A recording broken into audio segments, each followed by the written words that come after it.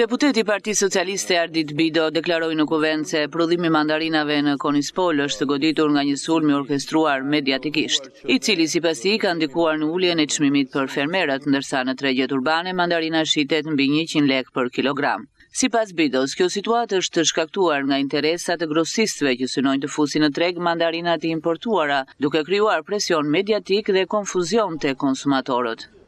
Një sulm i cili vjen prej grosistëve të cilat duan të sjellin mandarina të importuara dhe organizojnë sulme mediatike me gjasme se këto mandarina kanë dalë me pesticide.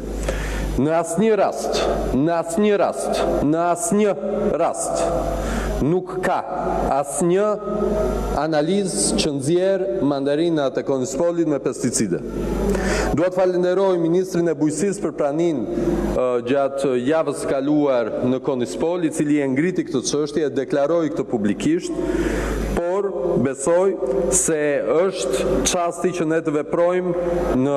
shërbim të këtyre njerëzve punëtor të një zone e cila prodhon sasinë më të madhe të mandarinave për tregun shqiptar, i prodhon me cilësi, punon një vit të tërë pikërisht për këtë ditë. Duhet të veprojmë përmes gjithë organeve shtetërore, përmes hetimit tatimor, përmes gjitha institucioneve, e veçanërisht duke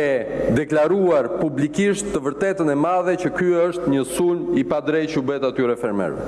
Ai u ndal gjithashtu te situata e përmbytjeve që kanë prekur zonat e Sarandës, Delvinës e Konispolit, duke shkaktuar dëme të konsiderueshme në toka bujqësore, banesa, blegtori dhe bletari. Dua të theksoj që dëmet ishin të mëdha.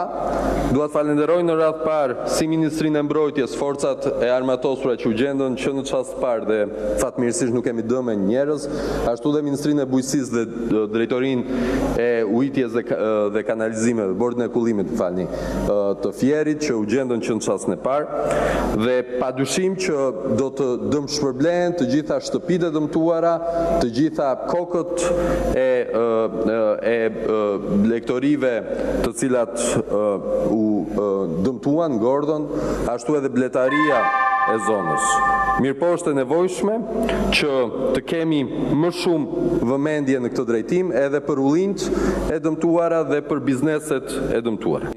Bido theksoi se rreshtet intensive të ditëve të fundit kanë vënë në vështirësi bashkitë e Konispolit, Sarandës dhe Delvinës, ku disa fermerë kanë pësuar dëmtime të mëdha, ndërsa probleme janë evidentuar edhe në infrastrukturën rrugore dhe veprat hidrike.